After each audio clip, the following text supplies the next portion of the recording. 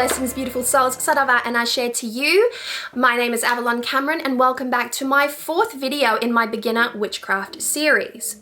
So the subject of this video is about daily practice and how to create a daily practice that is deep and meaningful to you, but also practical and sustainable. Now, the questions that I get pertaining to a daily practice, what is a daily practice, do I need a daily practice, what should a daily practice look like, etc., etc. I get so many questions about this subject that I thought that it would be pretty handy to put it into a video. And so, if you are in a state of flux or confusion or uncertainty surrounding the subject of daily practice, then allow me to take you from that place of uncertainty to a place of confidence. In this video, I'm going to cover some really practical ideas that you can bring in alongside your everyday chores or the everyday rhythm of your life and create a little bit of magic in those spaces. By doing this, you are going to ensure that your daily practice is sustainable and it's something that can actively be done every day. It's not something that is going to be cumbersome. It's not something that's going to be forgotten each and every day. By weaving these little tips and tricks into your everyday life, into the natural rhythm of your day to day, you are going to be able to start cultivating a strong daily practice that is unique to you and your own personal rhythms. So, without further ado, let's get started. Okay, now before we launch in, I feel that it would be beneficial for me to at least discuss what a daily practice is and what it is designed to do. Now, I'm going to try to keep this very simple and I'll do this as quickly as I can because I don't want to take up too much of your time, but I do think it's important for you to understand exactly why witches do daily practice every day. So, the idea behind a daily practice is to assist the witch to connect with a sense of sacred each and every day. Now, the idea of sacred in this context will be different from witch to witch. So there will be some witches that will go into sacred space to connect with a divination system each and every day, and through it, a wisdom. There will be others that connect with an ancestor or spirit guide or deity. There will be others that connect with an intention, something that they might be working magically on and therefore would like to fortify that. And others will be connecting to a practice like meditation or grounding and centering. And so there are many, many reasons why witches go into a daily practice, and the outcome of that daily practice will, in essence, rely on the focus of the witch. And so whatever you are focused on for your daily practice is exactly what that sense of sacred will be. Now, why do witches do daily practice? We do daily practice, like I said, to connect with that sense of sacred. And that action alone has far-reaching consequences. When we as witches and modern people wander out into the wonderful world each and every day, we are brushing up against all different types of energies. We are putting ourselves through all different types of situations. We might be living stressful lives or working in stressful, jobs and careers. We might be, family people that spend a lot of time trying to navigate the home life and keep everything in balance. And basically, most people's day-to-day is anything less than peaceful these days. I mean, some, yes, you'll have it, and that's wonderful, but for most, responsibility and obligations are what keep us on our toes. And so, what a daily practice does is to allow us to remain connected to that sense of sacred, even during those moments of emotional flux. This is not to say that you won't get stressed or emotional or angry or something like that throughout your day. It will, but it will also allow you to be mindful of when that happens and get you from that place of flux down to a place of grounded and centered a lot more quickly. And that is because we are constantly connected to that sense of sacred. And we naturally, as individuals, honor that sense of sacred.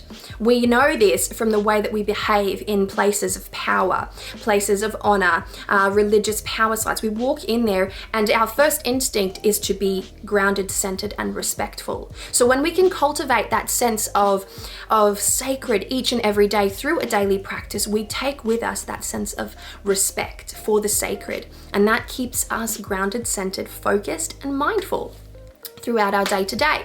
Now, a good daily practice will help you to do that. And so let's get into some of the tips and tricks that I have to help you to integrate daily practice into your current life, into your current rhythm, in a way that isn't intrusive, that is still sustainable, and that is quite joyful and fun to experiment with. So let's get started. So I hope that you are able to stick with me to the very end of this video, because I have a free little giveaway for you. Something that's going to help you to better anchor into the concept of this idea of daily practice and help you to live a more magical life each and every day, with a few little monthly prompts to help you out. So that will be at the end of this video. So stick with me. Now, let us get started. This one here is pretty practical, and it's designed for those who like to take morning showers. Now, I understand that not everyone is a morning person, so not all of these recommendations, these little tips and tricks, will be designed to be done in the morning. I've got you covered if you're a late riser, if you work shift work. There are a few other little things that we can talk about in this list of suggestions that can keep you connected, that you can integrate no matter what time of the day you get up or go to bed, okay? But this one is a great one for the morning. It can be done in the evenings as well. It's up to you, but it is most effective when done in the morning. So if you like to take a daily morning shower, then what I would recommend that you do as part of that natural routine, this is not something that you need to force yourself to do. If you do this naturally, then do it alongside this very natural everyday thing that you do. I highly encourage you to grab yourself the nicest, most natural soap that you can find, that you can afford. Now, my personal favorite is Rose Argan by Lush. It is a very natural, flowery soap. It smells absolutely divine. It's soft. It's really, really soft, so it tends to melt in the shower if it's being hit by water consistently. So please don't do that to that soap if you do choose to go that one. But get yourself a really nice natural soap, and before you begin to use it, I would like for you to carve into that soap an intention, something that you are working towards, a goal or a state of mind that you would like to be enveloped by. So if you are aiming for a stress-free day, if you are aiming for love or harmony, if you are wanting to work towards your career and get yourself a raise, anything that you might be magically working on or that your mind may be focused on, then allow this to be something that you utilize alongside that natural mental work that you do. And so carve that intention, carve that desire, and any associated symbols that you might want to use into that soap. Hold it between your hands and pour that intention, pour the focus of that intention, that desire, that need. Pour it into the soap. So say a mantra if you need to, breathe on it, activate it if you need to, hold it in your hand and hold that intention as powerfully as you possibly can and push it into that soap. And when you feel like you have done that efficiently, then that soap is ready to go. Now, each and every day as you use that soap, you don't need to do that same thing over and over again, but I would recommend holding the soap and just breathing that intention into it just for a couple of seconds to be grounded and centered in that moment, and then wash yourself as you usually do. Now, if you're not the type of person that uses a bar of soap, then you can actively do this also with like a liquid, soap. And instead of actively touching the liquid of the soap, you can, draw your little sigils and your little symbols and your intentions on the bottle before you use it. So, throat clearing. Okay, so that was number one. So utilize a really nice soap. You can still do this with liquid soap if you want. I prefer to do this with soap. It just feels natural. It feels like when you carve into that soap, oh, it's a good feeling. You feel like you're doing a little witchcraft, and you get in there and you carve it all up and it feels really good. It feels really yummy. You can add a few little drops of oil to just fortify that intention if you want. If you work with magical oils, it's an option for you. So take it and turn it into something that really, really resonates with you. So that was suggestion number one. Super simple, designed for those who like to take their morning showers. Simple, easy, something that you can do, super easy. Okay, so the second daily practice idea that I have for you today is designed around the human being's necessity to drink water. And so we each drink water each and every day, or at least I hope that we do. And this is in keeping with that natural consumption of water. Now, the idea here is to make sure that you are preparing a good amount of water to begin with, because this is not something that you're going to want to do with each and every cup or glass of water. So utilizing a water bottle is a great start. If you like to refrigerate your water to make sure that it's nice and cold for drinking time, then you can do this with that refrigerated water. So try to do this with larger amounts of water to make it easier on yourself, because when we are doing this, we are focusing on an intention, one word, one intention, one emotion. We hold it into our mind, we project it out of our mind and into our water vessel. And we hold that. It's an act of pure, undiluted concentration. And we hold that focus for anywhere between 10 and 15 minutes. Now, why do we do this? Well, allow me to introduce you to a little bit of research by Dr. Masaru Emoto, who is the author behind the books, The Hidden Meaning in Water and The True Power of Water. Now, he was able to conduct experiments with water, looking at photographs of water, looking at water through microscopes and so on and so forth, and actively observing how water reacted to emotion. And his findings are absolutely fascinating. So if you haven't heard of him before or the titles of the books, then I highly recommend that you Google it to see for yourself, because there's plenty of research out there on that one. But here it is. He was able to prove that by setting intentions with water, by holding that focus and that intention for a period of time, which, as I've previously stated, 10 to 15 minutes, you are able to truly activate and empower that water. And the molecules in the water alter as a result of that emotive projection into the water. It's absolutely fascinating, and it's something that is so simple that you can do every day or many times throughout your day, and then you drink that water and you're drinking the seed of that intention. Now, there are similar practices in yoga where you imbue a vessel of water with a seed mantra, and each and every time you drink that water, you are also drinking that seed mantra.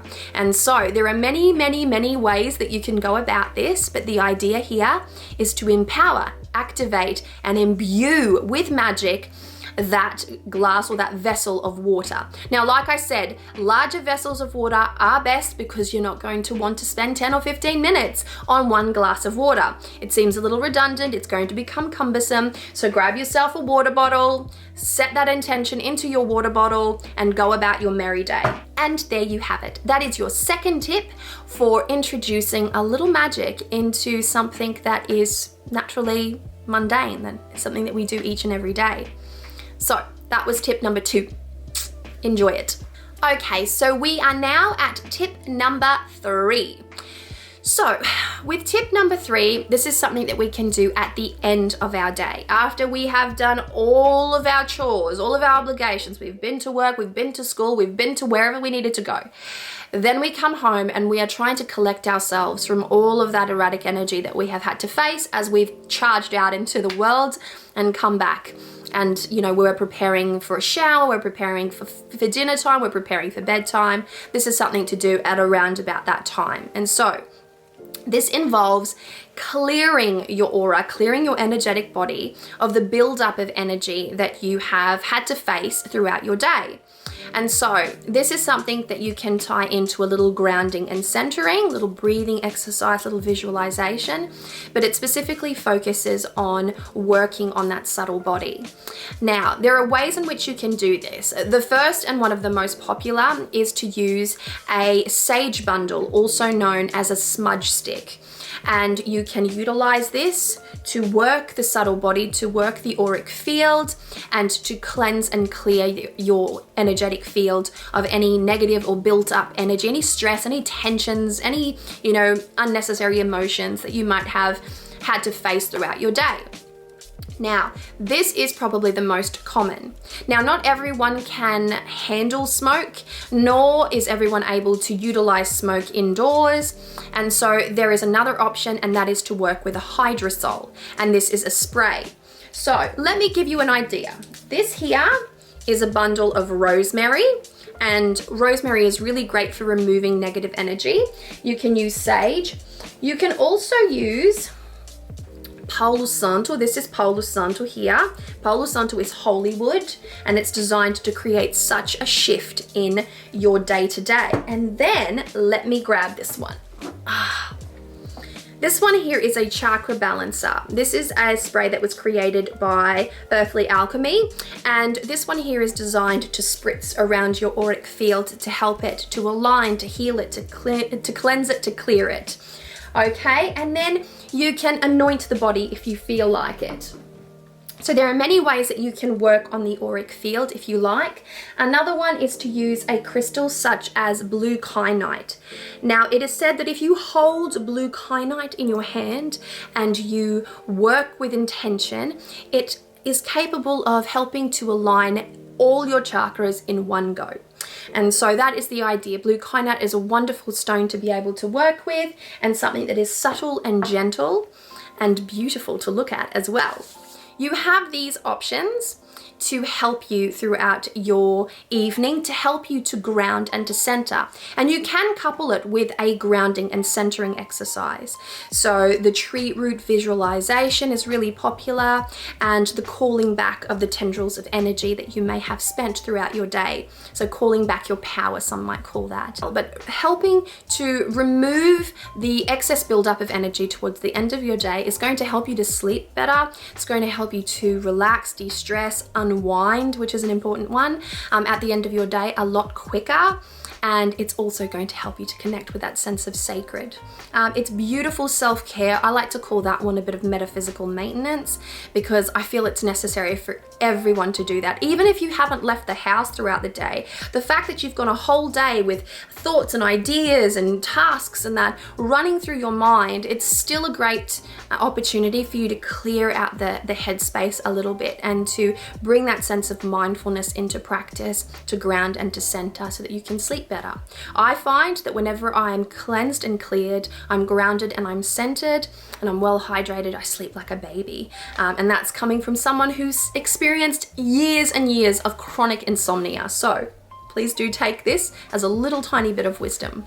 Tip number 4 is designed around your meal time, and it's similar to how we go about blessing and activating our water. So whenever you are sitting down to have a little meal or a little snack, it's a great time to show a little bit of gratitude, to say a little mantra or a little spoken word charm, to be in a state of gratefulness for what it is that you're consuming, and to honor and respect the food that is, in your hands or sitting on the plate in front of you. This creates a really nice, energetic evolution of respect, honor, and gratitude. And that's something that we each benefit from in our own ways throughout our day. And so it doesn't have to be anything super cumbersome, and it doesn't have to be something that is obvious. You can actually sit there with your sandwich and just say your little mantra in your hand. So I'm so grateful for this sandwich. I'm so hungry, and I'm so grateful that I can have this sandwich. I've said it so many times. Sometimes I've been so hungry that I couldn't even help but say it. I'm like, I'm so grateful for this delicious food, because I genuinely am. I'm respectful and I'm grateful for the food that I get to put in my body, and I really respect the cycle of life. I respect the way through which the food arrives in my household and lands on my plate. So I'm very conscious of that kind of thing. I'm not saying that you need to be conscious of that thing, although it would be helpful if you were, because it's important. But it really is about that moment where you honor the food that you are consuming, the food that is nourishing you, the food that's going to keep you happy, healthy, whole, and keep your belly full. It's a blessing to be able to access good food, and we oftentimes take that blessing for granted. So a nice simple one to just bless your food with a nice spoken word charm or a good intention. And that leads us to tip number 5, okay? So tip number 5, it's a bit more of a larger ritual, if you will, and not enormous, but it takes a little bit more than the previous 4 tips and ideas that I have mentioned. Now, it's important at this stage for me to say that daily ritual is daily ritual. It's not the same thing every single day. Daily ritual can be the soap bar in the morning, the blessing of the food the next day, the activation of the water the next day, and so on and so forth. It can be the smudging and the cleansing on the odd day. Now, daily ritual can be done the same way every single day, and that's very, very religious in which we do that. You know, we do the same thing every single day. That's ritual, that's structure, and for many people that will work, and for many others that won't sit well at all. Now, don't feel as though you need to do the same thing every single day. You can mix it up, you can introduce new ideas. The idea behind daily practice is to connect to the sense of sacred each and every day. If you want to go for a walk out in nature and just really be in the forest, that's a daily practice that you can do on a weekend, for instance, but that you might not be able to do throughout the week, in which case the idea is to touch that sense of sacred each and every day through whichever means is more suitable to you. And so there will always be a time, you know, a Saturday night, for instance, where you just feel like getting into it a little bit more. And this is a time to do a little bit of journaling. Now, I personally love tarot. I love oracle. I'm a professional tarot reader, and I like to do this through the means of tarot. So I will, you know, draw some cards, and I'll get out my paints, I'll get out my watercolors, I'll get out my pens and my washi tape, and I'll sit there and I'll do a little bit of journaling in keeping with whichever cards I've pulled for that day. And so you can do this too with Oracle, with Lenormand. You can do this by just reading and just sitting with what you've read and then writing down your thoughts. You can sit there with a heart full of emotion and just want to pour it out onto a page. Journaling is a beautiful ritual between you and the page, and it helps you in so many ways. The act of journaling is something that is truly, truly beautiful. It helps you to just pour out the emotion. It helps you to just pull those ideas out of your mind so that they're not cluttering up your emotional body. And by placing them on page, you can release them from yourself and resolve certain things in the process. Journaling is a beautiful outlet that is creative and respectful, and it is something that I recommend everyone try at least once. I love to journal. I have my favorite journal pens, I have my favorite journal pencils, I have my favorite journals themselves, the books, and my favorite watercolors. I make an event out of it. And, you know, a glass of wine if you like to drink, or your activated water if you're not a drinker, and a journal and some cards. It creates such a beautiful ritual. Put on a little bit of music, a little bit of incense, you know, smoke cleanse or smudge or spray your aura, and just find yourself in that place of alignment. And then sit there in that place of alignment for that little bit longer, because this is one ritual where you can truly be. You can sit there and it feels like a larger ritual in a whole. Everything that I've mentioned prior to now is about incorporating a magical act or intention into a mundane act, and that's wonderful to create consistency and, you know, and sustainability. But there are times where we want a little bit more. At times of the Sabbath, if you are still not sure how to practice or honor the Sabbaths as they evolve throughout the year, then sitting down in a simple ritual like this, writing the name of the Sabbath and your thoughts about it, pulling some cards, reading a book, something like that will help you to begin the stages of active honoring or celebration of that Sabbath. You may want to cook a nice meal for yourself, have that little glass of wine or that I previously mentioned, or the glass of water, and just create the ambiance of ritual for yourself. It doesn't have to be complicated, it can be simple, And the idea here is to just enjoy it, and only do this if, of course, this is something that you genuinely resonate with. If you like journaling, then this would be right up your alley. If you like tarot, oracle, if you like reading, or just, you know, pouring out your thoughts on paper, then this would be a good one for you. And now, they are the five tips that I have for you today regarding daily practice. Now, if you've made it to the end of this video, then I have a free giveaway. It's a little 2-page PDF that you can find and download on my Patreon. It's free to go there. You don't have to sign up to Patreon to do it, but it will be there for you to download. It is a list of witchy prompts to help you to bring that sense of sacred, to help you to increase your daily practice and the ideas that you might have about ritual. It helps you to get in a magical mindset and give you some little prompts throughout the months of the year to help you to, you know, to be conscious and to start to bring that sense of magic and witchcraft into your everyday. So if you're interested, then head on over to my Patreon and download it. And with all of that said and done, I hope that you have enjoyed this video. I'm not yet sure what my next video will be about, but it will be something interesting, no doubt. And with all of that said and done, I'm wishing you so much love, luck, peace, and joy. Please do not forget that if you've enjoyed this video, to give it a thumbs up, to like, share, and subscribe to my channel if you haven't already. And I'll make sure to link some of the videos from my previous beginner witchcraft series right about here. So much love, many blessings. Mwah.